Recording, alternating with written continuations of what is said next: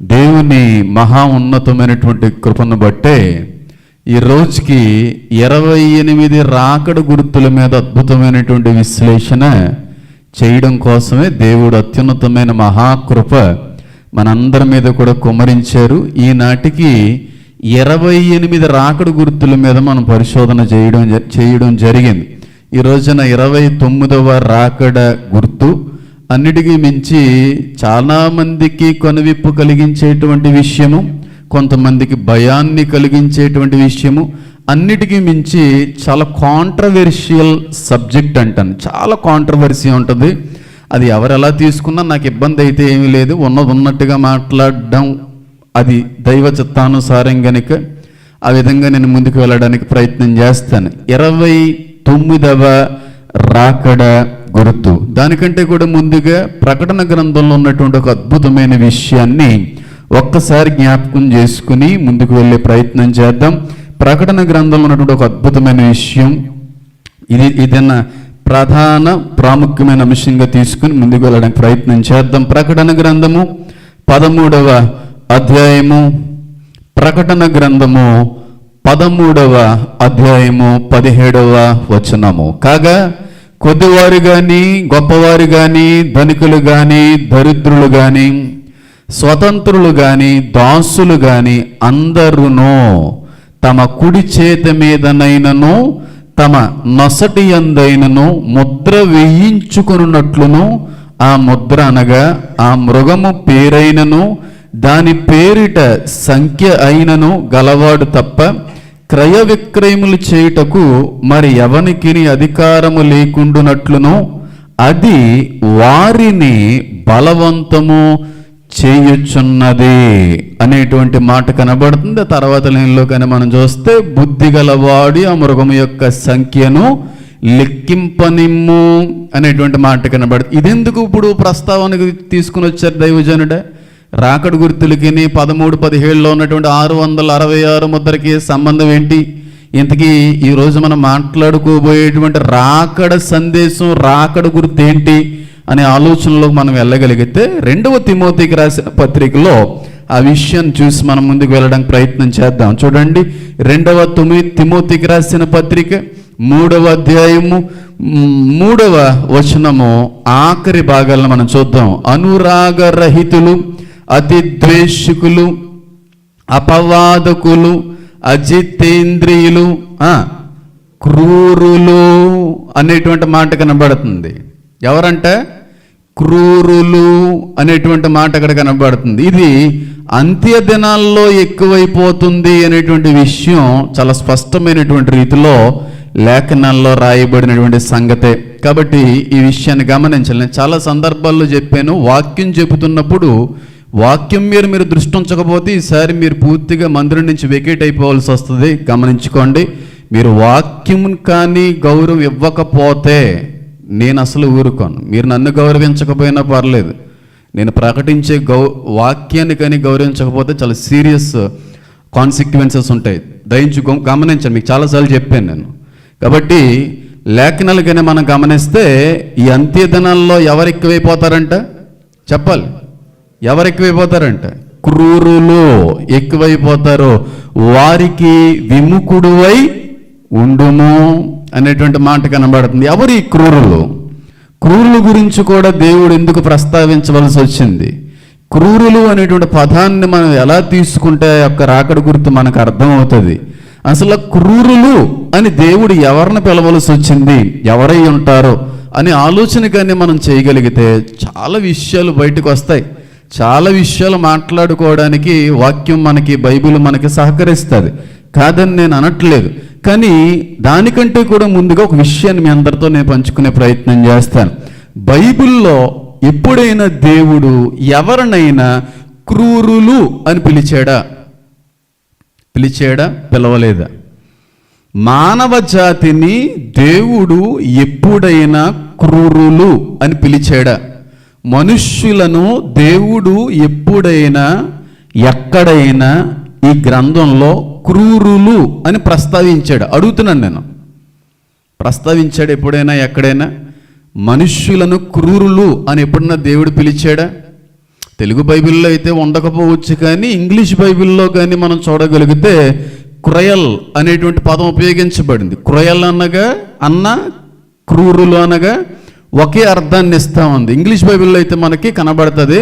అయితే అందరినీ ఆ విధంగా పిలవడానికి దేవుడు ఇష్టపడలేదు, కానీ కొన్ని జాతులు వారిని ప్రత్యేకంగా పిలవడానికి అయితే మాత్రం ఆయన ఇష్టపడ్డాడు. అయితే దానికి కొంత ముందుకు వెళ్ళి నేను చెప్పే ప్రయత్నం చేస్తాను. దేవుడు మనుష్యులను సాధువులుగా సృష్టించాడా, క్రూరులుగా సృష్టించాడా? దీనికైనా మీరు ఆన్సర్ చెప్పగలిగితే అప్పుడు వాక్యం బాగా అర్థమవుతుంది. నేను ఎందుకు డెమాన్స్ట్రేషన్ని ఇంత పర్టిక్యులర్గా తీసుకుంటానంటే అర్థం చేయడానికి. మీ అందరికీ అర్థం కాకపోతే చెప్పి నేను ఏం ఉపయోగం ఉంటుంది? నేను అడుగుతున్నాను, దేవుడు మనుష్యులను సాధులుగానే పుట్టించాడా లేకపోతే క్రూరులుగా పుట్టించాడా? క్రూరత్వం అనేటువంటిది దేవుని సృష్టిలో భాగమా కాదా? మీరు చెప్పట్లేదు నాకు. ఇంక మూడోగా నేను ప్రయత్నం చేస్తున్నాను. ఇప్పుడు రెండు విధాలుగా చెప్పే ప్రయత్నం చేశాను, మీకు అర్థం కాలేదు. మూడో విధంగా మీకు అర్థమయ్యే విధంగా నేను ప్రయత్నం చేస్తున్నాను. క్రూరత్వం అనేది సృష్టిలో భాగమా కాదా? ఆలోచించి చెప్పండి. మీరు చెప్పిన ఆన్సర్ బట్టే నా క్వశ్చన్ మరొకటి ఉంటుంది. క్రూరత్వం అనేది దేవుని సృష్టిలో భాగమా కాదా? భాగమేనండి అన్నవారు చేతులు ఎత్తండి ఒకసారి నా కోసం. క్రూరత్వం అనేటువంటిది దేవుని సృష్టిలో భాగమేనండి అన్నవాళ్ళ చేతులు. భాగం కాదండి, దేవుని సృష్టిలో క్రూరత్వం అసలు సంబంధం లేని సృష్టిని ఆయన కలుగు చేశాడండి అన్నవాళ్ళ చేతులు ఎత్తండి. క్రూరత్వానికి దేవుని సృష్టికి సంబంధం. మరి క్రూర జంతువులు ఎక్కడి నుంచి వచ్చినాయి? ఆ క్రూర స్వభావం ఎక్కడి నుంచి వచ్చింది? అంతే కదా, కరెక్టే కదా నేను చెప్పింది. క్రూరత్వం అనేటువంటిది దేవుని సృష్టిలో ఉన్నటువంటిది కాదు, కానీ సృష్టిలోకి పాపం వచ్చిన తర్వాత క్రూరత్వం అనేటువంటిది పెరిగింది.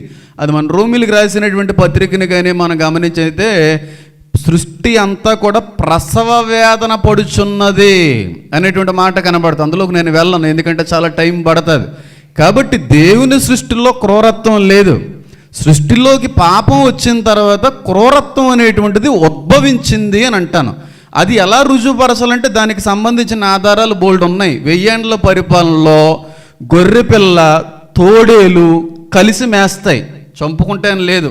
అంటే దేవుని సృష్టి యొక్క ఆరంభంలో కూడా ఆ విధంగానే ఉండేవన్నమాట. క్రూర జంతువులుగా ఇప్పుడు పిలువబడుతున్న జంతువులన్నీ కూడా ఏ గడ్డో ఏ పల్లో తిని అలా బ్రతుకుతూ ఉండేవేమో, ఒకదాన్ని ఒకటి చంపుకునేటువంటి రీతిలో ఉండకపోవచ్చేమో. ఎందుకంటే 1000 ఏండ్ల పరిపాలన బట్టి ఆలోచిస్తే నాకు అర్థమైంది. అది నాకు అర్థమైంది. అదే నిజమో అని అనడానికి సరిపోను, కానీ నాకు అర్థమైంది, నేను చెప్తున్నాను. కాబట్టి క్రూరత్వం అనేటువంటిది దైవ సంబంధిత సృష్టిలో భాగం కాదు. పాపాన్ని బట్టి ఉద్భవించినటువంటి మరొక స్వభావం, నెగిటివ్ స్వభావం అన్నమాట. పాజిటివ్ స్వభావం కాదు, చీకటి స్వభావము. అది మనుషుల్లోకి వచ్చేసింది, జంతువుల్లోకి వచ్చేసింది, సకల చరాచర సృష్టిలోకి కూడా అది అంటబడింది అని అంటాను. కానీ ఎప్పుడైనా మీరు మనుషుల్ని క్రూరులు అని పిలవడం ఎప్పుడైనా చూసారా? మరి ఎవరిని పిలుస్తూ ఉంటాం మనం క్రూరులు అని? క్రూర జంతువుని పిలుస్తూ ఉంటాం. క్రూర పక్షులను ఎవరన్నా పిలుస్తారా? చెప్పండి. క్రూర పురుగులు అని ఎవరినన్నా పిలుస్తామా? క్రూర చేపలండి అని ఎవరినన్నా పిలుస్తాం? ఎప్పుడన్నా పిలుస్తామా? క్రూర మనుషులండి అని ఎవరినన్నా పిలిచామా? లేదు. వేటిని పిలుస్తూ ఉంటాం? క్రూర జంతువులు, కార్నివోరస్ యానిమల్స్ అంటారు వాటిని. హెర్బివోరస్ యానిమల్స్ అంటే ఆకులు అలమలు తినేటువంటి ఆ జాతిని హెర్బివోరస్ అంటారు. కార్నివోరస్ అనగా మాంసాన్ని భక్షించేటువంటి ఆ జాతి జంతువుల్ని కార్నివోరస్ అంటారు. అనగా క్రూర జంతువులు ఎక్కువగా ఆ జాతిలోనే ఉంటాయి. సింహాలు, పులులు, ఎలుగుబంటులు, తోడేళ్ళు, ఇలాంటివన్నీ కూడా క్రూర సంబంధిత జాతులకు సంబంధించిన జంతువులు. క్రూర జంతువులు కానీ మీరు జాగ్రత్తగా పరిశీలిస్తే చచ్చిపోయినటువంటి జంతువులు తింటాయా? బ్రతుకున్న జంతువులు వేటాడి చీల్చి చెండాడి తింటాయా? చెప్పాలి. నేను ఎందుకు దీన్ని ఎంతగా ప్రొలాంగ్ చేస్తానంటే మీకు అర్థమవుద్ది చివరికి వచ్చేటప్పటికి. ఈ రోజుతో అయిపోయేటువంటివి కాదు కదా, ఎన్నో తరాలకి ఎంతోమందికి ఉపయోగపడేటువంటి విధంగా ఉంటాయి. చూస్తుండండి మీరు అలాగా. నేను అడుగుతున్నాను ఒకసారి మళ్ళీ అడుగుతున్నాను, ఈ క్రూర జంతువులు అనేటువంటివి చచ్చినటువంటి జంతువులు తింటాయా, బ్రతుకున్నటువంటి జంతువులను వేటాడి చీల్చి తింటాయా? అంతేనా? వాటిని క్రూర జంతువులు అంటారు. అవునంటారా కదా? ఎప్పుడు దిక్కుతోచన పరిస్థితుల్లో ఏ విధంగా కూడా వేటాడే శక్తి లేనప్పుడు, అవకాశం లేనప్పుడు వాటిని కూడా 2-3 రోజులు దాచుకొని తింటా ఉంటాయి. కానీ స్వాభావికంగా మాత్రం బ్రతుకున్న వాటినే తినేటువంటి లక్షణం ఈ క్రూర జంతువులకు ఎక్కువగా కనబడుతూ ఉంటుంది. అయితే ఈ క్రూర జంతువుల్లో కనబడేటువంటి స్వభావం కాస్త చివరి రోజుల్లోనంట మనుషుల్లో కూడా వచ్చేస్తుంది. ఈ క్రూర స్వభావం అనేటువంటిది, ఈ పైశాచిక స్వభావం అనేటువంటిది, ఈ జంతు స్వభావం అనేటువంటిది ఆఖరి దినాల్లో మనుషుల్లో ఎక్కువ కనబడుతుంది అని అంటున్నాడు అక్కడ. ఈ స్వభావాలన్నీ కూడా మనుషులను ఉద్దేశించి రాయబడినవే కానీ జంతువులను ఉద్దేశించి రాయబడినవి కాదు. కాబట్టి క్రూర జంతువుల్లో మాత్రమే కనబడవలసినటువంటి స్వభావం మనుషుల్లో ఎక్కువైపోతుంది అంత్య దినాల్లో అనేటువంటి మాట స్పష్టంగా రాయబడింది. గ్రీకు భాష అనువాదంలోకి మరీ లోతుగా వెళ్తే అది ఇంకొక అర్థాన్ని కూడా ఇస్తూ ఉంది. అది కూడా నేను ప్రస్తావించడానికి ప్రయత్నం అయితే చేస్తాను. మీరు గమనించండి, ఒకనాటి ప్రజలకి ఈనాటి ప్రజలకి తేడా స్వభావంలో కనబడుతుందా? అనురాగరహితులకి క్రూరులకి సిమిలర్గా ఉంటుంది మెసేజ్, కానీ కాదు. దానిది సెపరేట్, దీనిది సెపరేట్, అందులో సందేహం అయితే లేదు. రెండు ఒకే విధంగా చెప్పేస్తే ఆత్మ నడిపింపుకి ఇంకొక నడిపింపుకి తేడా ఏముంటుంది? కాదు. కాబట్టి మీరు కానీ గమనించినట్టయితే ఈనాటి పరిస్థితులు, ఈనాటి లోక విషయాలు కానీ మనం గమనిస్తే ఒకప్పుడు జరిగినట్టుగానే రేపులు జరుగుతున్నాయి ఇప్పుడు కూడా, ఒకప్పుడు జరిగినట్టుగానే మర్డర్స్ కూడా జరుగుతున్నాయి ఇప్పుడు కూడా, ఒకప్పుడు జరిగినట్టుగానే దౌర్జన్యాలు కూడా ఎప్పటికీ జరుగుతున్నాయి. కాదని నేను ఏం అనట్లేదు, కానీ ఒకప్పుడు జరిగినటువంటి ఈ బలత్కరణలకి, ఈ హత్యలకి, ఇప్పుడు జరుగుతున్నటువంటి హత్యలకి, బలత్కరణలకి విధానాలు ఏమన్నా తేడా ఉన్నాయా? ఒకప్పుడు ఎవరినన్నా హత్య చేయాలంటే గన్ ఉంటే పాయింట్ బ్లాంక్లో ఒక బుల్లెట్తో లేపేసేవారు, కత్తుంటే మెడని స్లిట్ చేసి వెళ్ళిపోయేవారు, లేదా పొడిచి వెళ్ళిపోయేవారు. కానీ ఒకప్పుడు ఒక మనిషి మరొక మనిషిని చంపేటువంటి విధానం చాలా సింపుల్గా ఉండేది. కానీ ఈ రోజున కానీ మీరు చూస్తే ఒక మనిషి మరొక మనిషిని ఏ విధంగా చంపుతున్నాడంటే, క్రూర జంతువులు ఎలాగైతే బ్రతుకుండగా ఒక జంతువుని చీలుస్తాయో, ముక్కలు చేస్తాయో, సేమ్ అదే స్వభావం ఈనాటి మనుషుల్లో కనబడుతుందా లేదా? ముక్కలు చేసి చంపేయడం అనేటువంటి వార్తలు ఈ మధ్యకాలంలో ఎక్కువైనాయా లేదా? చెప్పాలండి. మీరు చీల్చేస్తున్నారా మనుషుల్ని బ్రతుకుండగా? అక్కడెక్కడో విన్నాను, బాబు ఇలా తయారయ్యారు బాబు మనుషులు అని చెప్పి కొంతసేపు వాళ్ళ మీద అసహ్యాన్ని, చిరాకుని వ్యక్తపరిచిన, అయ్యో మనుషులు కదా వాళ్ళకి తెలిసి చేస్తారా, ఆ పనికిమాలోడు చేసేటువంటి పనుల వల్ల ఆడి స్వభావం వీళ్ళలో అలా జరుగుతుందని అనిపించింది. భార్య భర్త గారిని ముక్కలు కింద కొట్టేసి ఎందులో వేసేసిందంట? మిక్సీలో వేసేసిందంటండి. ఒళ్ళు జలధరించట్లేదు, ముక్కలు కొట్టేసి మిక్సీలో వేయడం. అంత పైశాచిక ఆలోచన ఎలా వచ్చింది? అసలు మనిషికి ఎలా వచ్చింది? ఎప్పుడన్నా జరిగిన ఇలాంటివి ఎప్పుడన్నా మనం చూసామా? ఎప్పుడన్నా విన్నామా? పోనీ ఇన్ని తరాలు మన వెనకటి తరంలో ఎప్పుడన్నా ఇలాంటి ఘోరాతి ఘోరమైనటువంటి మర్డర్స్ కానీ, మానభంగాల్ని కానీ ఏమన్నా మనం విన్నామా? చెప్పండి. వినలేదు. కానీ ఈ రోజుల్లో కానీ మీరు చూసినట్టయితే ఎంత భయంకరమైనటువంటి రీతిలో కనబడుతున్నాయి అలాంటి పరిస్థితుల్లో. మిక్సీలో వేసేయడం ఏంటండి? పోనీ ఏమన్నా మిక్సీ ఎంత ఉంటుందో మనిషిని అంతనే వేసినేయడానికి ఒకేసారి కాదు కదా. కొన్ని పీసులు, తర్వాత మళ్ళీ కొన్ని పీసులు, అంటే ఎంత ఓపుకుందో చూడండి ఆ పాపపు పని జరిగించడానికి. ఆ క్రూర స్వభావం ఎంత మట్టికి వెళ్ళిపోయిందంటే పగ తీరట్లేదు మనిషికి. ఆ వ్యక్తిని పూర్తిగా హతమార్చినా మనిషి యొక్క పగ తీరట్లేదు.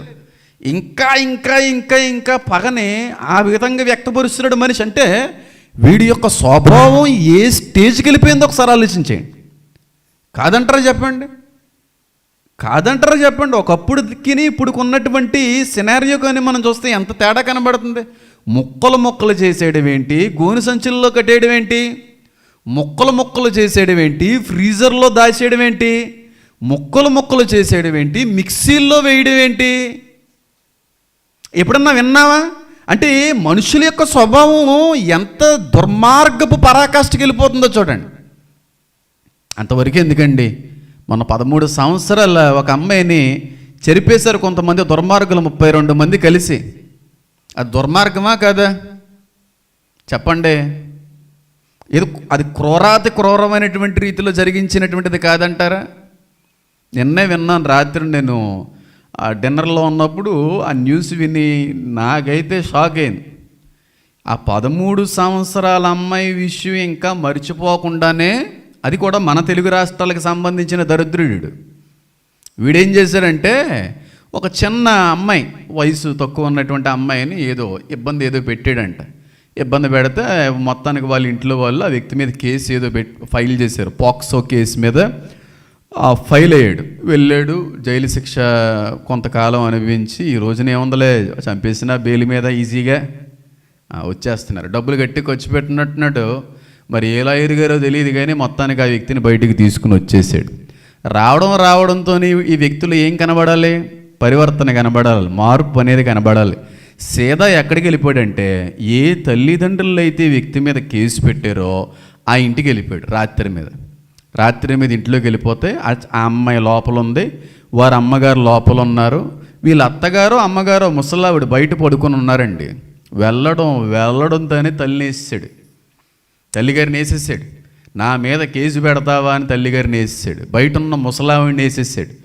ఏ అమ్మాయి విషయంలో అయితే ఈయన జైలు చేయవలసి వచ్చిందో ఆ అమ్మాయిని కారులో 2 గంటల దూరం ఎక్కడికో తీసుకుని వెళ్ళిపోయాడు. బలవంతం చేశాడంట, అడుగు చూశాడంట, రిక్వెస్ట్ చేశాడంట, కాదందంట, కుదరదందంట, అమ్మాయిని కూడా వేసేసాడు. డైరెక్ట్గా ఇంటికి వెళ్ళిపోయాడు. అలా ఆవిడికి చెప్పేశాడు, ఇది పరిస్థితి, ఎంతమందిని నేను వేసేసాను అంటే ఆవిడికి చేదరించుకొని ఇక నువ్వు మారవా ఏదని అంటే భార్యను కూడా వేసేసాడు. తర్వాత నాన్నకు ఫోన్ చేశాడంటే, నాన్న ఎలా జరిగింది అని చెప్పి. తర్వాత కూడా ఆయన్ను కూడా వేసేసి ఉంటాడు నాకు తెలిసి. మొత్తానికి వీడి పని ఏంటంటే వేసేయడమే. ఆ గంటలో 4-5 వేసేసాడండి. ఆ ఊపిక ఎలా వచ్చిందండి బాబు? అదేమన్నా కూడిపిల్ల కాదు కదా, మనిషి ఎంత గింజుకుంటాడు, వాడితో ఎంత పోరాడి ఒక వ్యక్తిని అలా చేయగలం చెప్పండి?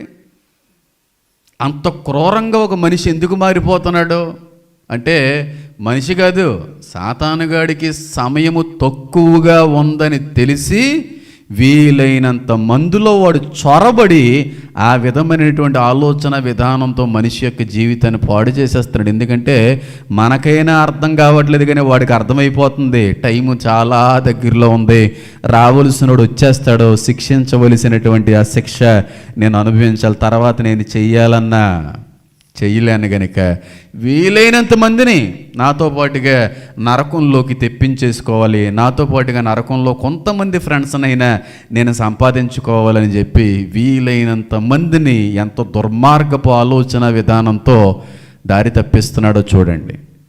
ఎంత దుర్మార్గపు ఆలోచన విధానము సాతానుగాడు చేసే పనిదంతా కూడా. ఎంత క్రూరత్వం అనేటువంటిది నాకు తెలిసి ఏ తరాల్లో ఎవరో కూడా చూసి ఉండకపోవచ్చేమోనమ్మా. అంత భయంకరమైనటువంటి క్రూర స్వభావం ఈనాటి మానవ జాతిలో ఎక్కువైందా లేదా అదే చెప్తున్నాడు ఇక్కడ దేవుడు. ఇది కొంచెం లోతుగా కానీ మనం పరిశీలిస్తే గ్రీకు భాషలో క్రూరులు అనేటువంటి పదం దగ్గర అన్టామ్డ్ అని ఉంది. అన్టామ్డ్, UNTAMMED. ట్యామ్డ్ అనేటువంటి పదానికి వ్యతిరేకమైన పదమే అన్టామ్డ్ అంటారు.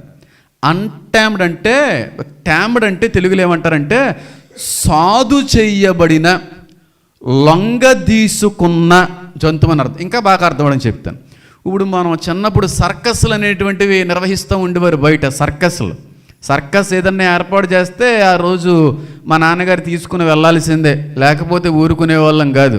నేను మా చెల్లెలు అక్కడ సింహాలని ఏదో కుక్కలను ఆడించినట్టు ఆడిస్తూ ఉంటారు. అక్కడ వాళ్ళందరూ అండి. వాళ్ళు ఏమంటారండి? ఆర్టిస్ట్లా? కాదు కాదు. ఏమంటారు వాళ్ళని? మ్యూజిషియన్స్ కూడా కాదు వాళ్ళు. స్టంట్ మాస్టర్స్, ట్రైన్ మాస్టర్స్ అందరూ. అక్కడ ఆ సింహాలని, ఆ పులిల్ని కుర్చీ ఎక్కు అంటే ఎక్కేస్తుంటుంది అది. ఈ ఫైర్ రింగ్లోంచి దూకేయి అంటే దూకేస్తుంటుంది అది. ఒరే అది సింహమా లేకపోతే కుక్క, అలాగే ఏమన్నా దానికి వేషం వేశారా అని అనిపించేది చిన్నతనంలో. కానీ జూలో, అడవిలో నుంచి దాన్ని పట్టుకొని ఇక్కడ తీసుకొచ్చేటప్పుడు దాని స్వభావం అలా ఉండేది కాదు, క్రూర స్వభావమే. దాన్ని అన్టామ్డ్ అంటారు. ఏ జంతువునైతే సాధు జంతువుగా ఒక మనిషి లొంగ తీసుకుంటాడో దాన్ని tamed lion, tamed horse, tamed buffalo అంటారు. ఈ మాట ఉపయోగిస్తున్నందుకు తప్పుగా అనుకోకండి. ఇక్కడ ఉన్న వాళ్ళు 99 మంది సినిమా చూసే ఉంటారు, బాహుబలి. అందులో రానా గారు ఒక దున్నపోతుని, అప్పుడే అడవి నుంచి తీసుకుని వచ్చిన దున్నపోతు ఏం చేస్తాడే చెప్పండి? ఫైట్ చేస్తాడు. దేనికి? లొంగ తీసుకున్నాడు. దాని స్వభావాన్ని మార్చేసాడు. దాన్ని ట్యామింగ్ అంటారు. అన్టామ్డ్ అంటే అదే పాత స్వభావం, అదే పాత క్రూర స్వభావం అని చెప్పి ఈ పదం గ్రీకు బైబిల్లో చాలా స్పష్టంగా రాయబడింది. కాబట్టి అన్టామ్డ్ పీపుల్ ఎక్కువైపోతారు. అంటే వాళ్ళని మనుషులు ఏం చేయలేరన్నమాట, లొంగ తీసుకోలేనంత బలిష్ఠులు, లొంగ తీసుకోలేనంత క్రూరులు, పొరపాటును కూడా వాళ్ళ మీద ఆధిపత్యాన్ని సంపాదించలేని ఒక జాతి రాబోతుంది అని బైబిల్ గ్రంథం చెప్తుంది. అది మానవ జాతే. ఇప్పుడు కాదు పౌలు తిమోతికి రాసిన 2000 సంవత్సరాల క్రితం కాదు. దానియేలు ఎప్పుడో చెప్పాడు వీళ్ళ కోసం, ఈ జాతి కోసం, ఈ క్రూర జాతి కోసం దానియేలు ఎప్పుడో చెప్పాడు. అవునో కాదు రుజువుపరుస్తాను చూడండి. నేను ఎప్పటి వరకు ఇంత సుదీర్ఘ పరిశీలన చేయడంలో ఉన్న ఉద్దేశం ఏంటో ఇప్పుడు మీకు అర్థమవుతుంది. మనుషుల్లోనే ఆ స్వభావం కనబడుతుంది. ఒకే విధంగా తీసుకోవడానికి వీల్లేదు. చాలా విధాలుగా దేవుడి యొక్క వాక్యం మాట్లాడుతూ ఉంటుంది. కానీ అసలైన పరమార్థం మాత్రం ఒక్కటే, అసలైన వివరణ మాత్రం ఒకటే. ఆ ఒక్క వివరణని ముందుగా మనం పట్టుకోవాలి. తర్వాత దేనికైనా వాక్యానుసారంగా మనం జోడించవచ్చు అనుకోండి. ఒకసారి దానియేలుకి రాసినటువంటి అంటున్నానండి, దానియేలు గ్రంథం, దానియేలు 7వ అధ్యాయం చూద్దాం చూడండి. దానియేలు 7వ అధ్యాయం.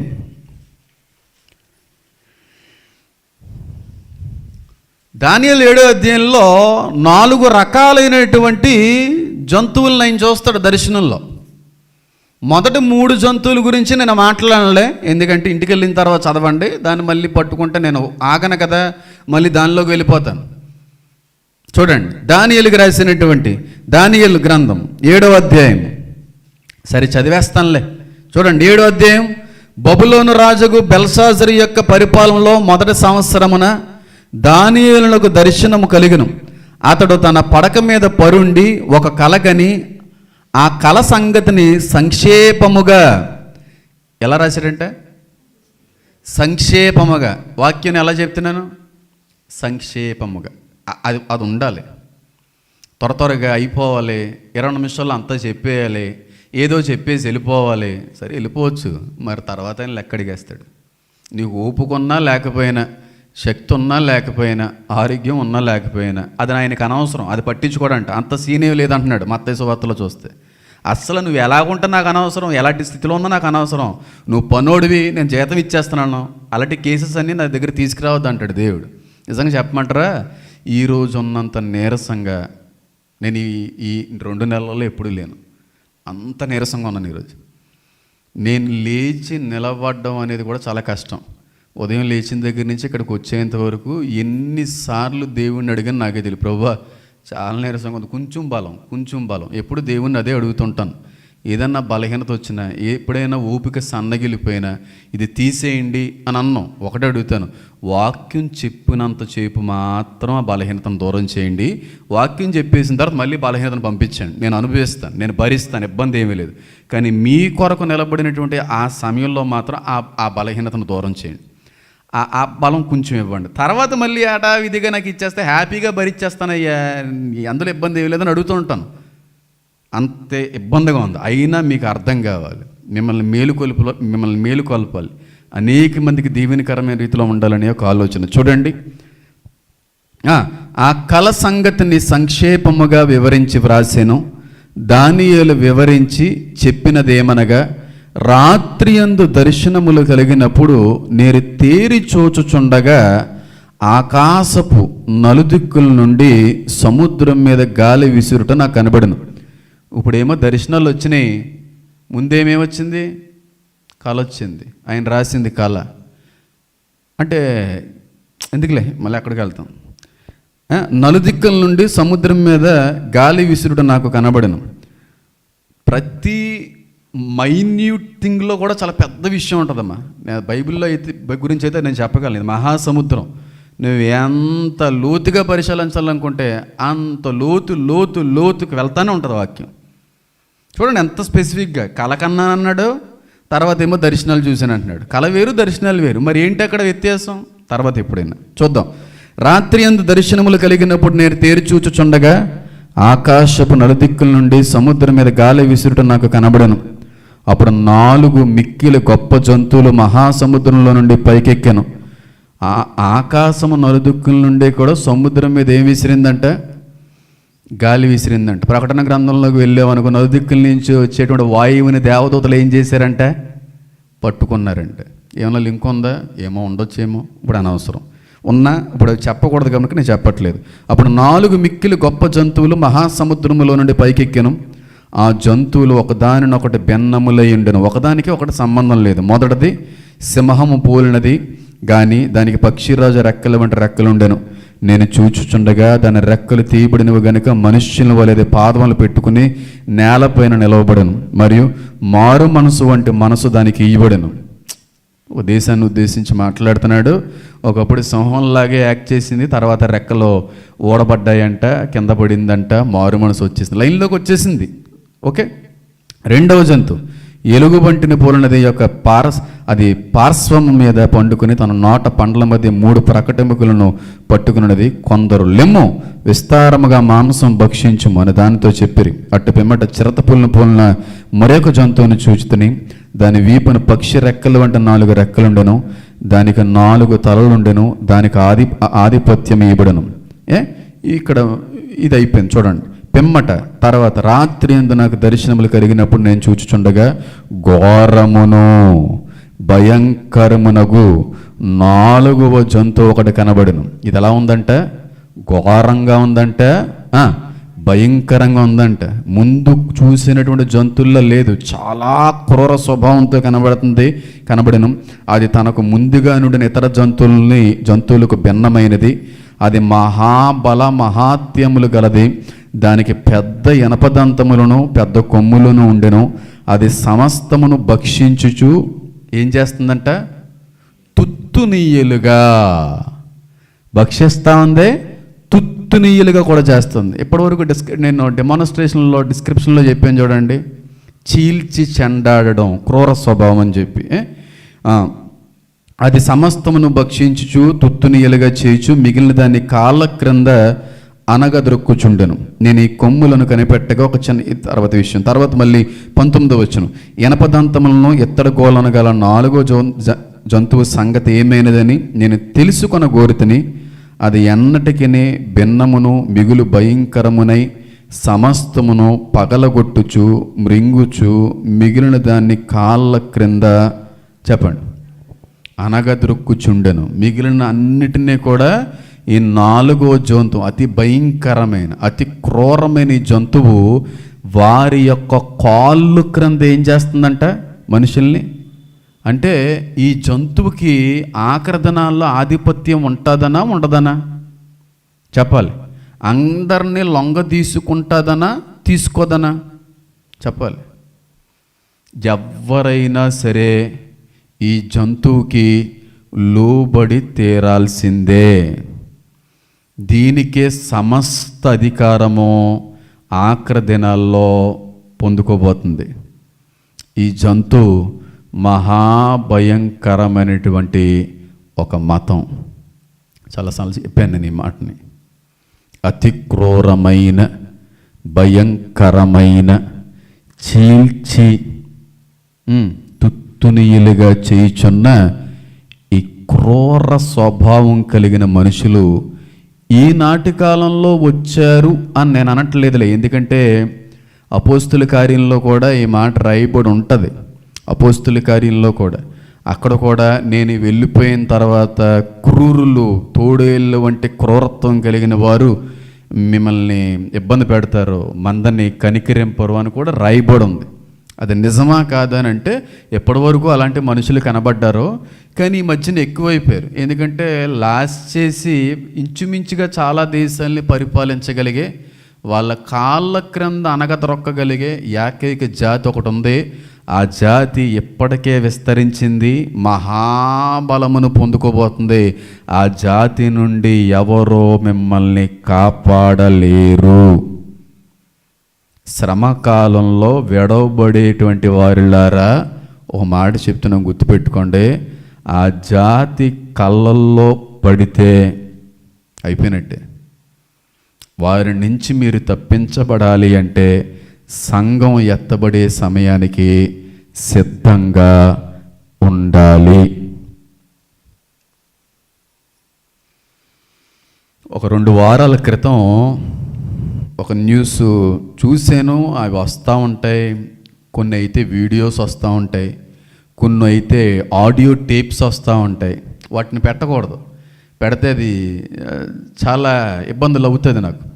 అంటే భయం కాదు, యూట్యూబ్ పాలసీస్కి వ్యతిరేకంగా నేను చేయకూడదు ఏది చేసినా. మొన్న నాకు అమ్మాయికి సంబంధించిన వీడియో ఏది పెట్టాను, 13 ఇయర్స్ది. స్టార్టింగ్లో ఏదో చిన్న వీడియో యాడ్ చేసాం. అది కూడా రిస్కే. అది కొంతమంది ఫేక్ అంటున్నారు, ఎంతవరకు నిజమో నాకు తెలియదు. నా వరకు వచ్చింది ఆ టైంకి అందరూ అదే అంటున్నారు కాబట్టి మనం చెప్పడం జరిగింది. అయితే ఒక వీడియో చూశాను, పేర్లు కానీ మత ప్రస్తావనలు కానీ చేయను, అసలు చెయ్యాలన్న ఆలోచన నాకు లేదు.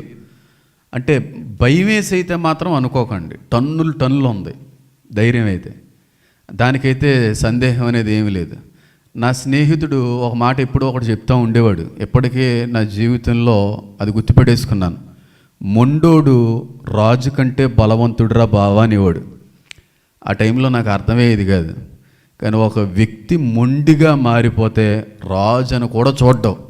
అంత బలం, అంత మొండితనం దేవుడిచ్చాడు, అంత తెగింపు ఇచ్చాడు. కాబట్టి భయపడి వారి యొక్క ప్రస్తావన డైరెక్ట్గా నేను చెయ్యకపోవడం కాదు, కానీ ఈ రోజు ఉన్నట్టుగా ఉండవు. రేపు రోజున ప్రభుత్వాలు మారచ్చు, పద్ధతులు మారచ్చు, చట్టాలు మారచ్చు. ఎందుకు వచ్చినాయి? మనం వివేకమ గలవాడు తన నోటిని కాచుకుంటాడు అన్నట్టుగా నేను అర్థవంతంగానే చెప్తాను, కానీ డైరెక్ట్గా మాత్రం చెప్పను. 2 వారాల క్రితం ఒక వీడియో చూశాను. అదొక నల్ల జాతీయ దేశానికి సంబంధించిన వీడియో. అది ఏమంటారు, మేజ్ పొలాలు, తెలుగులో మేజ్ని ఏమంటారు, మొక్కజొన్న పొలాల దగ్గర వీడియో. అది ఒక వ్యక్తి నిలువు మోకాళ్ళు వేయబడి ఉన్నాడు. నిలువు మోకాళ్ళు వేసి 2 చేతులు వెనక్కి కట్టేశారు. నిలువు మోకాళ్ళ మీద ఉన్నాడు. ఎలా ఉంటుందో తెలుసు కదా, నిలువు మోకాళ్ళ మీద 2 చేతులు వెనక్కి కడితే. ఆ వ్యక్తి వెనకాల ఒక 5గురో 10గురో ఉన్నారు, మోకాలికి మాస్కులు కట్టుకున్నారు, చేతిలో రైఫిల్స్ ఉన్నాయి. ఒక వ్యక్తి చేతిలో మాత్రం ఎంత పొడుగు ఉందండి, తల్వార్ అంటే అదొక రకమైనటువంటి కత్తి. దాన్ని దేనికి ఉపయోగిస్తారంటే మనుషుల కోసం ఉపయోగించేది కాదు, ఆవుల్ని గేదెల్ని వీటిని పీసెస్ చేయడానికి ఉపయోగించేటువంటి ఒక తల్వార్ పట్టుకొని ఉన్నాడు. డైరెక్ట్గానే చూశాను అది వీడియో. నేను చాలా ఇబ్బంది పడ్డాను. ఈ నిలువు మోకాలు వేసినటువంటి వ్యక్తి ఇంకా డిసైడ్ అయిపోయాడు. ఇంకా 1 సెకండ్ కదండి, ఆ 1 సెకండ్ కూడా దేవుడిని ఎప్పుడు రానవడం అనుకుంటాను నేను. ఆ 1 సెకండ్లో అయిపోద్ది, మనకి ఏం జరిగిందన్నా కూడా తెలియదు. ఆ గన్ షాట్ అయినా లేకపోతే తల తీసేసినా అది తెలియదు. ఇంకా హ్యాంగింగ్ చేసుకుంటే 4 minutes నరకం చూసేలా. ఫస్ట్ 4 నిమిషాల్లో అది వేరే రేంజ్లో ఉంటుంది అంట నరకం. తర్వాత 5th 6thకి నర్వల్ సిస్టమ్, బ్రెయిన్కి వెళ్ళేటువంటి నర్వ్స్ అన్నీ కట్ అయిపోతాయి. ఆ తర్వాత స్పర్శ ఉండదు అనుకోండి. కానీ వెనకాల ఉన్నటువంటి వ్యక్తి, ఈ నిలువు మోకాలు ఉన్నటువంటి వ్యక్తి దగ్గరికి వెనకాల నుంచి నడుచుకొని వచ్చాడు. వీడియో తీస్తున్నారు. అది పైకి ఎత్తడి కత్తి టప్పని ఒకటి వేసాడు అంతే, వెనకాల ఇలా పక్క పడిపోయాడు. పూర్తిగా విడిపోలేదు, తల మొండు వేరైపోలేదు. వేరే పోతే వాళ్ళ కోపం చూడండి, వాళ్ళ పగ చూడండి, వాళ్ళ క్రూరత్వం చూడండి. ఇంకా సగమే కట్ అయినట్టుంది, పూర్తిగా కట్ అవ్వలేనట్టుంది. దాన్ని పట్టుకొని కింద పడిపోయినటువంటి బాడీ మీద కూడా అది వేరైపోయే వరకు టపా టపా టపా కొడుతుంటే ఆ శబ్దం నా చిన్నతనంలో ఒక సందర్భాన్ని గుర్తు చేసింది.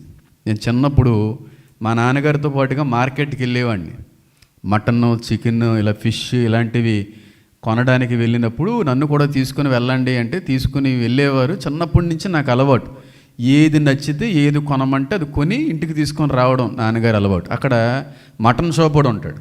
మటన్ ఇలా వేలాడదీస్తారు. ఇప్పుడన్నా అలాగే ఉంటుందిలే, కొత్తగా ఏమీ లేదు. కానీ అప్పుడైతే మటన్ డైరెక్ట్గా ఒక లాగ్, ఒక తుక్క పెట్టి అమ్మేసేవారు. ఇప్పుడైతే షెల్టర్లు వచ్చినాయి, గోడలు వచ్చినాయి, రూములు వచ్చినాయి, హడావిడి అంతా వచ్చింది. మటన్ని మీరు కొడుతున్నప్పుడు పీసుని కొడతారు. బోన్ వచ్చిందనుకో, మూలుగు వచ్చిందనుకుని కొడుతున్నప్పుడు టొక్ టొక్ టొక్ అన్నది చూడండి, ఒక మనిషి ఒక మెడ మీద కత్తి పడుతుంటే సేమ్ శబ్దం. ఆ శబ్దాన్ని వింటున్నటువంటి నా ఒళ్ళైనా జలధరించింది, కానీ వాళ్ళకి ఏం స్పర్శ, వారికి ఏ విధమైనటువంటి జాలి ఏమి లేదు. టప్ ఆ శబ్దం మీకు తెలుసు, నేను వివరించలేను, అది నేను క్రియేట్ చేయలేను ఆ సౌండ్ని. మీకు అర్థం అవ్వాలి. ఆ దుమ్ము మీద కత్తి పడుతున్నప్పుడు ఏ శబ్దం వస్తుందో ఆ శబ్దం ఒక మూగజీవిగా పడిపోయినటువంటి ఆ వ్యక్తి యొక్క బాడీని నిర్దాక్షిణ్యంగా ఏ విధమైనటువంటి జాలి కరుణ లేకుండా కొట్టిన దాని మీద మళ్ళీ కొట్టి రెండు వేరుపరిచేశారండి. వాళ్ళు ప్రపంచాన్ని నాశనం చేయడానికి సిద్ధంగా ఉన్నారు. ప్రపంచాన్ని అనగదొరుకుతారు వాళ్ళు, చీల్చి చెండాళ్తాడు అల్లు, తుత్తునియ్యలుగా చేసేస్తారు. ఈ మాట నేను అనొచ్చు అనకూడదో, మిమ్మల్ని, మీ భార్యల్ని, మీ పిల్లలను కూడా వారు కనికరించరు. ఇప్పటికే ప్రపంచవ్యాప్తంగా జాతి పెరిగిపోయింది. వాళ్ళకి జాలి, దయ, కరుణ తెలియదు వాళ్ళకి. ఇది ఒక కేసు కాదు, ప్రపంచంలో కొన్ని వందలు జరుగుతున్నాయి రోజుకి. వీళ్ళ చేతుల్లోనే అయిపోతుంటారు అందరూ, అతి క్రూరులు. ఎందుకంటే వాళ్ళకి క్రైస్తవులు అంటే అసలు గిట్టదులే. క్రైస్తవులన్నా యూదులన్నా పరమ చిరాకాలకి. ఎందుకంటే వాళ్ళ గ్రంథంలోనే రాయబడి ఉంది, రే క్రైస్తవులతో కానీ యూదులతో కానీ ఫ్రెండ్షిప్ చేయకూడదు. మీరు వాళ్ళని ఏం చేయాలి తెలుసా? చంపేసి తరిమేయాలి. అదేంటి గ్రంథంలో రాయబడి ఉన్నదే వాళ్ళు ఆచరిస్తున్నారు, జరిగిస్తున్నారు, తప్పేముందండి? అదేంటి అంత పర్టిక్యులర్గా యూదులు క్రిస్టియన్సేనా? కొంతవరకు. నేను అందుకే అంటున్నాను, క్రైస్తువులు హింసలు అనుభవించాలి కాదని నేను అనట్లేదు. కానీ సంఘం ఎత్తబడిన తర్వాత, క్రైస్తవులు సంఘం ఎత్తబడినక ముందు ఒక క్రైస్తవ జాతి ఉంది, సంఘం ఎత్తబడిన తర్వాత ఉద్భవించే మరో క్రైస్తవ జాతి ఉంది. దీన్ని అర్థం చేసుకోలేక ప్రీ ట్రిబ్ని, శ్రమల కంటే ముందు సంఘం ఎత్తబడుతుంది అనేటువంటి విషయాన్ని మిస్అండర్స్టాండ్ చేసుకుంటూ ఉంటారు చాలామంది. ఉంటారు క్రైస్తువులు శ్రమలు అనుభవించాలి. ఏ క్రైస్తువులు? శ్రమలలో క్రీస్తుని అంగీకరించిన క్రైస్తువులు. వాళ్ళకి నరకం ఉంటుంది, వారు దాచబడతారు. ఏర్పాటులో ఉన్నవారందరినీ కూడా సమకూరుస్తాడని కూడా ఉంది. ఎవరిల్లు? ఏం చెప్పాలి మరి? అపోస్తులుడైన పౌలు గలతీలకు రాస్తున్నటువంటి పత్రికలు కూడా చాలా స్పష్టంగా చెప్తాడు వీళ్ళ కోసం. ఏమంటాడంటే, అసలైనటువంటి భార్యకేమో పిల్లలు తక్కువ మంది, ఉంచుకున్న భార్యకేమో పిల్లలు ఎక్కువ మందిరా అంటాడు. అరేబియా దేశంలో ఉన్న సేనాయి పర్వతం అంటాడు. డైరెక్ట్గా కోడ్ చేసే ఉంటాడు. మన అనువాదికులకు ఎందుకులే అని చెప్పి కొన్ని తర్జుమాలు జరిగినాయి కదా, చేసి ఉండొచ్చేమో. మహాబబులోను ఏమని చెప్పాను? అమెరికా కాదు, సౌదీ. నిస్సందేహంగా ఈరోజు ట్రంప్ గారికి సపోర్ట్ చేస్తున్నారు, కానీ కాదు. గుర్తుపెట్టుకోండి మాట.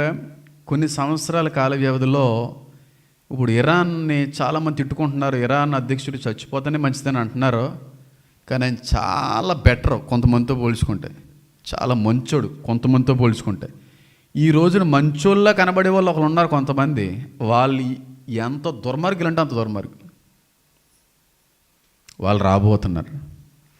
బైబిల్ గ్రంథంలో అమాలేకులు అనేటువంటి జాతి ఉంది. ఆ జాతి నుంచి కూడా వచ్చిందనుకోండి, అవన్నీ మనకు అనవసరం. వారు ఎలా చంపేవారంటే, శత్రువుల మీద దండయాత్ర చేయడానికి వెళ్ళినప్పుడు గర్భిణీ స్త్రీల యొక్క పిండాలను బయట తీసేసేవారు. అర్థమవుతుందా? అమాలేకులు అనేటువంటి జాతి శుద్ర పూజల మీద ఆధారపడినటువంటి జాతి. అది చీకటి శక్తులతో జయాన్ని పొందుకునే జాతి. అందుకే కదా దేవుడు ఏం చెప్పాడు సౌలుతో, వరే నాయనా, అమాలేకుల్ని ఎవరిని కూడా వదలకో, వారు పశువులను కూడా ఏది వదలకో. ఎందుకంటే మనిషిగా ఉన్నవాడు పశువు రూపంలో కూడా మారగలిగేటువంటి సామర్థ్యం కలిగిన చీకటి శక్తులు ఉన్నాయి వాళ్ళ దగ్గర. అంటే ఈయనేమన్నాడు, బాగున్న వాటి అన్నిటినీ కూడా ప్రక్కన పెట్టాడు. దేవుడు కోపం వచ్చింది. ఆ ఒక్క తప్పు ఈరోజు నరకం చూసేస్తుంది ప్రపంచం. ఆ ఒక్క తప్పు సౌలు చేసి ఉండుంటే, ఒక్కడు కూడా విడిచిపెట్టకుండా లేపేసి ఉండుంటే ఈరోజు ఇజ్రాయెల్ దేశం ఇలాంటి పరిస్థితుల్లో ఉండకపోవచ్చేమో. ఏదైనా దైవ సంకల్పమే అనుకోండి, చెప్తున్నాను. ఆ ఒక్క మిస్టేక్, అందుకే దేవుడు అంత కోపగించాడు, అంత రౌద్రుడైపోయాడు, అంతగా ఆయన్ని విసర్జించడం జరిగింది. అమాలేకులు శత్రు దేశాల మీదకి వెళ్ళినప్పుడు ఆ శత్రువులు ఆ దేశం మీద ఉన్నటువంటి మగవాళ్ళందరినీ జయించిన తర్వాత, కత్తివాత చేత వాళ్ళందరినీ సంహరించిన తర్వాత, వాళ్ళ ఇళ్లల్లో ఆడవాళ్ళు ఉంటారు కదా, ఇళ్లల్లో బిక్కుబిక్కుమంటూ తలదాచుకున్నటువంటి ఆడవాళ్ళు ఉంటారు కదా, వారందరినీ చెరిచేసేవారు. చెరిచేసేయడంతో పాటుగా కొంతమంది ఇంకా బాగున్న వాళ్ళు మాత్రం చెరిచి వారికి దాసిగా తీసుకుని వెళ్ళిపోయేవారు. బాగోలేదు అనుకోండి, చెరిచేసి చంపేసేవారు. కొంతమంది గర్భిణీ స్త్రీలు కూడా ఉండేవారు ఆ నాటి కాలంలో. ఆ గర్భిణీ స్త్రీలను బయటికి తీసుకుని వచ్చి బ్రతికుండగా ఆ కడుపుని పైనుంచి కిందకి ఇలా చీరేసి ఆ పిండాన్ని బయటికి తీసి, బ్రతుకున్నటువంటి పిండాన్ని బయటికి తీసి గాల్లో ఎగరేసి ఈ కత్తులతో ఆ పిండం కింద పడేటువంటి సమయానికి పొడిచి చంపేవారంట చిన్న చిన్న పిండాలని. ఒక గర్భిణీ స్త్రీలో ఉన్నటువంటి ఆ పిండాన్ని గాలిలోకి వేసి కత్తులతో పొడిసేవాళ్ళు. అంటే వారు ఎంత పైశాచిక ఆనందం కలిగిన వాళ్ళు అర్థం చేసుకోండి. పైశాచిక ఆనందం అంటే తెలుసా అర్థం? పైశాచిక ఆనందం ఏంటి? పైశాచికత అంటే ఏంటి? పైశాచకంలో ఎవరున్నారు? అది పిశాచి ఆనందం అని అర్థం. పైశాచిక ఆనందం అంటే సాతానుగాడి యొక్క ఆనందం. పిశాచి ఆనందం కొంతమంది మనుషులకి ఎంత పైశాచికులుగా మారిపోతుంటారో అలా ఉండేవారంట. వారికి మించిన రీతిలో ఉంటారో వచ్చేటువంటి 4వ జంతువు అని చెప్పి నేను చెప్పట్లేదు, దానియేలు చెప్పాడు. ఎవరిని కనికరించరు. ప్రకటన గ్రంథం 13వ అధ్యాయం 17వ వచనం, వారు ధనికులైన బలిష్ఠులైన దాసులైన ఎవరైనా ఏం చేస్తారంటే చూడండి, 13వ అధ్యాయం 17వ వచనం, కాగా కొద్దివారి కానీ గొప్పవారి కానీ ధనికులు కానీ దరిద్రులు కానీ స్వతంత్రులు కానీ దాసులు కానీ అందరూ తన కుడి చేతి మీదనైనను తన నసట ఎందైనను ముద్ర వేయించుకున్నట్లును, ఆ ముద్ర అనగా మృగం పేరైనను దాని పేరిట సంఖ్య అయిన గలవాడు తప్ప క్రయ విక్రములు చేయుటకు మరి ఎవరికి అధికారం లేకున్నట్లును అది వారిని బలవంతము చేయుచున్నది. బుద్ధి గలవాడు మృగం యొక్క సంఖ్యను లెక్కింపునిమ్ము, అదొక మనుష్యుని సంఖ్యే, ఆ సంఖ్య 666. ఇందులో ఏముందో తెలుసా? చెప్పండి. ఇంకో కొన్ని వచనాలు మనం యాడ్ చేద్దాం. చూడండి, అదే 13వ అధ్యాయం 13వ వచనం, అది ఆకాశం నుండి భూమికి మనుషులు అగ్ని దిగి వచ్చినట్టుగా గొప్ప సూచనలు చేయుచున్నది. కత్తి దెబ్బతి నీవు బ్రతికి క్రూర మృగం ప్రతిమను చేయవలనని అది భూనివాసులతో చెప్పుచు ఆ మృగం ఇతర చేయుటకు తనకి ఇయ్యబడిన సూచనల వల్ల భూనివాసులను మోసపుచ్చుచున్నది.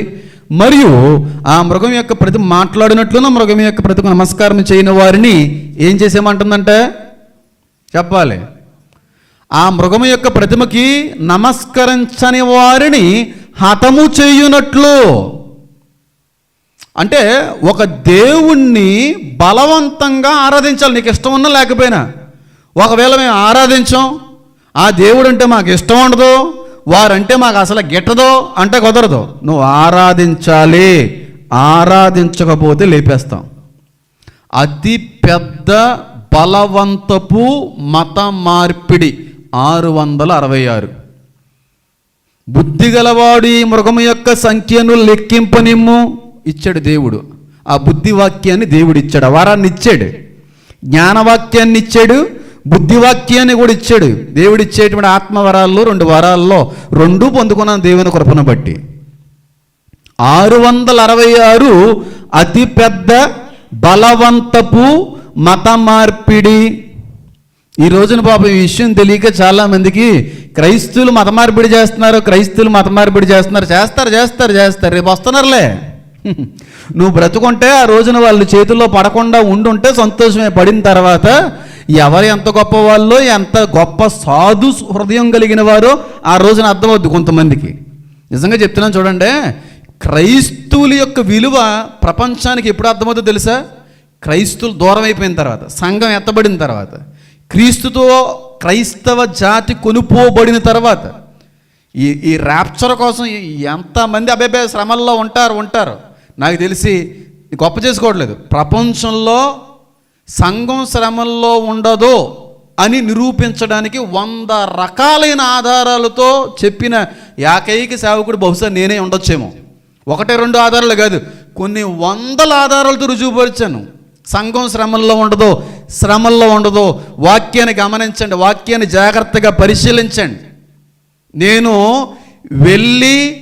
నేను ఉండు చోటున మీకు నివాసము సిద్ధపరచడానికి వెళ్తున్నాను. నేను మరలా వస్తాను, వచ్చి మిమ్మల్ని ఏం చేస్తాను?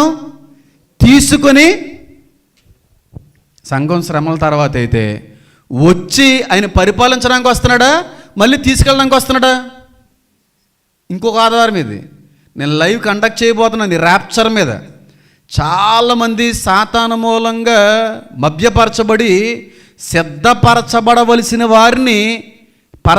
వారే ఇప్పుడు కాదండి శ్రమల తర్వాత అంటుంటే ఇప్పుడప్పుడే కాదులే దేవుని రాకడ అనిపిస్తుంది. సాతాను యొక్క బోధ. ఎన్ని ఆధారాలు అంటే అన్ని ఆధారాలు ఇప్పటి వరకు నేను రుజువుపరిచాను. ఇంకా ఉన్నాయి నా దగ్గర మాట్లాడుకోవాల్సి వస్తే. నేను ఉండు చోటన మీరు ఉండునట్లుగా నేను వచ్చి మరలా మిమ్మల్ని ఏం చేస్తాను అంటే, సంఘం శ్రమల తర్వాత ఆయన వచ్చి సంఘాన్ని తీసుకుని వెళ్ళి మళ్ళీ తీసుకొస్తాడా? డైరెక్ట్గా ఒలివుల కొండ మీద ఆయన కాలు మోపబడుతుంది కదా, ఒలివుల కొండ 2 భాగాలు అవుతుంది కదా, అంటే మళ్ళీ ఇక్కడికి వచ్చి మళ్ళీ పైకి తీసుకెళ్తారన్నమాట. కాదు. 7 పరిపూర్ణమైనటువంటి సంవత్సరాల్లో మనం అక్కడ విందులో ఉంటాము. ఇది ఉపమానమే అనుకుంటారు చాలామంది. కాదు, హ్యాపీగా తండ్రితో పాటుగా తండ్రిని చూస్తాం. 7 సంవత్సరాల తర్వాత కిందకు వస్తాం, 1000 ఏండ్లు పరిపాలన చేస్తాం, తీర్పు ఉంటుంది. తీర్పు తర్వాత పరలోకంలో ఉండం, భూలోకానికి వస్తాం. నూతన యుగం అది, నూతన యెరూషలేము అను పట్టణము. ఎన్ని విధాలుగా చెప్పాను, ఎన్ని విధాలుగా చెప్తుంటాను. ఇంకా కొంతమందికి కొనువిప్పు కలగట్లేదు. వెళ్తాం, పరలోకంలో కొన్ని సంవత్సరాలు మాత్రమే ఉంటాం. 7 సంవత్సరాలు ఉంటాం. తండ్రిని చూస్తాం, కుమారుని చూస్తాం, సకల అక్కడ ఉన్నటువంటి దేవదూతల సమూహాన్ని చూస్తాం, ఎన్నో యుగాల నుంచి నీతిగా బ్రతికినటువంటి పెద్దలను చూస్తాం, అపోస్తులను చూస్తాం, ప్రవక్తలను చూస్తాం, అందరినీ చూస్తాం. 7 సంవత్సరాల తర్వాత భూమి మీదకి తన రాజ్యమును వెంటబెట్టుకొని ఆయన, వారు ఎలా ఉన్నారంటే తెల్లని వస్త్రము ధరించుకొని ఆయన వెంబడించుచుండెను. ఎక్కడ పోయి ఈ వాక్యాలన్నీ ఏమైపోతున్నారా బాబు మీకు? 7 సంవత్సరాల తర్వాత వచ్చి ఇంకా భూమి మీద శ్రమకాలంలో ఏర్పాటులో ఉన్నటువంటి వాళ్ళు తలదాచుకుంటారు కదా, దాక్కుంటారు కదా, వాళ్ళందరినీ సమకూరుస్తాడు. బాబు దాక్కుందో చాలు, వచ్చేసాడు, మన నీతి సూర్యుడు ఉదయించేశాడు, చీకటిగా ఉందని మీరు అనుకుంటున్నారు. శ్రమలు ముగిసిన తర్వాత సూర్యుడు ఏమైపోయాడు? చీకటైపోయింది. చంద్రుడు ప్రకాశం శ్రమల తర్వాత. దాని ముందు అన్ని ట్రయల్ వెర్షన్ చేస్తుంది అంతే. ఇది అప్పటి వరకు దాక్కున్నటువంటి వ్యక్తులకు తెలియదు వచ్చేసాడని. దేవదూతలను పంపించి బాబు నాన్న మీరు ముద్ర వేయించుకోకుండా మొత్తానికి శ్రమల్లో కూడా నన్ను తెలుసుకున్నారు, మిమ్మల్ని పోషించడానికి నేను చాలామందిని ఏర్పాటు చేసుకున్నాను, వారందరినీ పోగు చేయండి. పోగు చేశారు. పోగు చేసిన తర్వాత అందులో గొర్రెలు మేకల్లో కలిసిపోయినాయి. బాబు గొర్రెల్లారా మేకల్లో నుంచి విభజించబడి నా కుడి వైపుకి రండి, ఎడమ వైపు ఉన్నవారులారా మీరు శాపగ్రస్తులే. అప్పుడు 1000 ఏండ్ల పరిపాలన ఎలా ఉంటుందో నేను ఇప్పుడు చూపిస్తాను. ఆ పరిపాలన రాజ్యం నేను కాదు, నన్ను నమ్మినటువంటి నా పరిశుద్ధ జనాంగంతో రాజ్యం చేస్తానంటున్నాడు ఆయన. మనం చేస్తాం. మన రాజ్యం చేస్తాం, మన పరిపాలన చేస్తాం. 1000 ఏండ్లు మన యొక్క పరిపాలన చూసినటువంటి వాళ్ళందరూ కూడా ఆశ్చర్యపోతారు. అబ్బాయి ఎంత బాగుందండి ఈ పరిపాలన, శాశ్వత కాలం ఈ పరిపాలన ఉంటే ఎంత బాగుండండి అని అనుకుంటానే ఉంటారు. 1000 ఏండ్ల తర్వాత మళ్ళీ వాడు కొట్లు విప్పబడతాయి, మళ్ళీ వీళ్ళందరినీ మోసగిస్తాడు. ఒక్కను కూడా విడిచిపెట్టకుండా అగ్ని ఉలకలతో మొత్తం భూమి అంతటిని నాశనం చేసేస్తాడు. చచ్చిపోయవలసిన వాళ్ళు అందరూ చచ్చిపోతారు. తీర్పు మొదలవుతుంది. తీర్పు అనంతరం నరకానికి వెళ్ళవలసిన నరకానికి వెళ్తారు, నిత్య నరకం. నిత్య జీవానికి వెళ్ళవలసిన వాళ్ళందరినీ కూడా పట్టణం, వాళ్ళందరినీ నూతన భూమి మీద మళ్ళీ దింపుతాడు. ఇది ఎన్ని కోట్ల సంవత్సరాల తర్వాత జరుగుతుందో నాకు తెలియదు. వెంటనే జరిగిపోద్దని నేను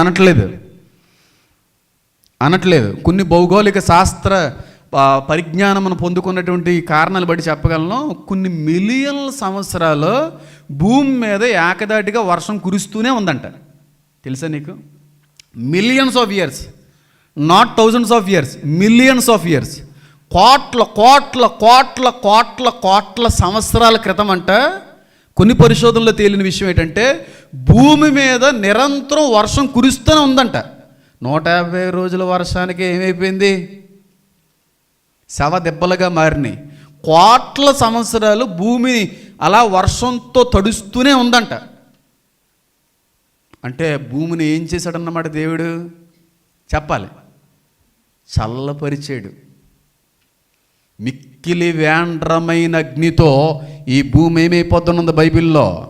దహించిపోవును. 1000 ఏండ్ల పరిపాలన తర్వాత అవుతుంది. కాల్చేస్తాడు మళ్ళీ భూమిని, అర్థమవుతుందా? మళ్ళీ రీస్టార్ట్ చేస్తాడు. పంట పొలాల్లో పంట అంతా అయిపోయిన తర్వాత కాల్చి పాడేస్తారు కొత్తగా. ఇది ఎన్ని వందల సంవత్సరాలు, వేల సంవత్సరాల తర్వాత నాకు తెలియదు. కోట్ల సంవత్సరాల తర్వాత అవి కూడా ఉండొచ్చు. అప్పటి వరకు మన పైనే ఉండం. ఆ తర్వాత నూతన యెరూషలేము అనే పట్టణం 1000 సంవత్సరాలు పట్టొచ్చా, 100 సంవత్సరాలు పట్టొచ్చా, లక్షల సంవత్సరాలు పట్టొచ్చా, మిలియన్ల సంవత్సరాలు పట్టొచ్చు మనకు తెలియదు. మళ్ళీ నూతన యుగ ప్రారంభానికి చాలా సంవత్సరాలు పట్టొచ్చని మాత్రం నేను అంటాను. అప్పుడు కిందకు వస్తాం. ప్రభువునందు రక్షించబడిన వారందరూ నిత్య జీవులయ్యుందురు, ఆయన పరిశుద్ధులతో రాజ్యము చెయ్యుదురు అంటాడు దానియేలు గ్రంథంలో. యుగ యుగాలు రాజ్యం చేస్తే ఇంకా మనకు మరణం ఉండదు, ఇంకా మళ్ళీ మనం మనిషిగా పుట్టే అవకాశం ఉండదు. యుగ యుగాలు మనం పరిపాలకులమే. ఇంకా మనకి తీర్పులు గీర్పులు ఏముండవు. ఈ ఆఖరి యుగంలో ప్రభువునందు నువ్వు విశ్వాసం ఉంచగలిగితే నిత్య పరిపాలకుడివే అంటాను నేను. అంత గొప్ప ధన్యత ఈ ఆఖరి యుగం ఇది. అంటే దీంతో ముగించిపడుతుందని కాదు, దేవుడు సమస్త ఆత్మలకి ఇచ్చేటువంటి అవకాశం. ఇంత మర్మం ఉంది గ్రంథంలో. ఇది నేను చెప్పింది 1% అని అనకూడదు, 0.5%. 1%లో పావు, ఇంకా 99.70% ఉంది దీని గురించి మాట్లాడాలంటే. అంత మర్మం ఉంది గ్రంథంలో. అర్థమవుతుందని నేను చెప్పేది? ఆ క్రూర జాతి ఎక్కువైపోలేదా?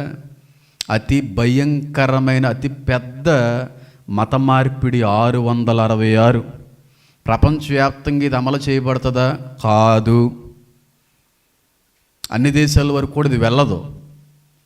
జపాన్, చైనా, రష్యా ఇలాంటి దేశాల్లో ఇది అంతగా ప్రజ్వలించకపోవచ్చు నేను అనుకుంటా ఉంటాను. ఎందుకంటే కొంతమంది తిరగబడతారని ఉంది ఈ వ్యక్తి మీద కొంతమంది తిరగబడతారు. ప్రపంచంలో ఉన్నవారు కొంతమంది ఆయన నాయకత్వానికి ఒప్పుకుంటారు, కొంతమంది ఒప్పుకోరని ఉంది. ఒప్పుకున్న తర్వాత వీడి యొక్క బుద్ధిని గమనించి వీడి మీద తిరగబడి వీడు ఎక్కడ దాక్కున్నాడు అని చెప్పి వీడిని వెంటాడుతున్నటువంటి జాతి కూడా రాబోతున్నాడు ఉంది. మళ్ళీని చాలా ఉంది. వాడి గురించి మాట్లాడుకోవడం కానీ మొదలు పెడితే క్రీస్తు విరోధి కోసం బోల్డ్ అంత విషయాన్ని బైబిల్ గ్రంథంలో దేవుడు దాచి ఉంచాడంట, నా మర్మాన్ని. ఆ జాతి ఇప్పటికే నెమ్మదిగా విస్తరించబడతా ఉంది. చైనా కోలుకుంది, ఇంకా కొన్ని దేశాలు కోలుకోలేదు. అమెరికా కొంచెం లేటుగా కోలుకుంది, భారతదేశం ఇంకా లేటుగా కోలుకుంది, చైనా చాలా ఎర్లీగా కోలుకుంది.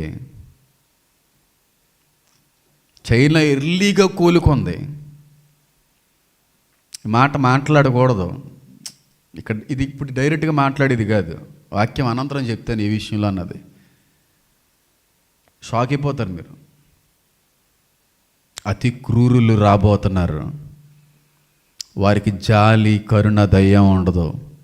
కసాయ వాళ్ళకి మించిన స్వాభావికులు. సాతాను వారిని మృంగుతాడు, వాళ్ళని అదుపు చేసుకుంటాడు, వాళ్ళు ప్రవేశిస్తాడు. మళ్ళీ చెప్తున్నాను, చేతులు జోడించి మీ అందరికీ, వారి చేతిలో పడకుండునట్లుగా నిజమైన రక్షణ మారు మనసుతో సిద్ధపడితే మీరు ఎవరో వారి చేతిలో పడరు. అతి పెద్ద విస్ఫోటనం అనేది, ప్రభంజనం అనేది వారు చేయబోతున్నారు. ఎంత డైరెక్ట్గా, ఎంత బోల్డ్గా మాట్లాడుతున్నారండి. పెద్ద పెద్ద దేశ అధ్యక్షులు లేపేస్తారా? దేశం లేపేస్తారు. ఎవరు మాట్లాడగలరా మాట? మొండివారు మాత్రమే, అన్టామ్డ్. వాళ్ళని లొంగదీయలేం మనం, వాళ్ళని అదుపు చేయలేరు. ఎవరు ఆపలేరు వాళ్ళని, ఎవరో కంట్రోల్ చేయలేరు వాళ్ళని, ఎవరో వాళ్ళ మీద గెలవలేరు. ఆ మతం మీద ఎవరో గెలవలేరు. ప్రపంచం అంతా కలిసి వచ్చిన ఆ మతాన్ని జయించలేరు. అన్టామ్డ్, లొంగదీసుకోలేని మానవ జాతి, అమాలేకులకి మించినటువంటి ఘోరాతి ఘోరమైన స్వభావాలు వస్తాయి. ముందు రోజుల్లో కూడా ఆ జాతి ఎక్కువ అవుతుంది. మనుషులు ఆ విధంగా మారిపోతారు.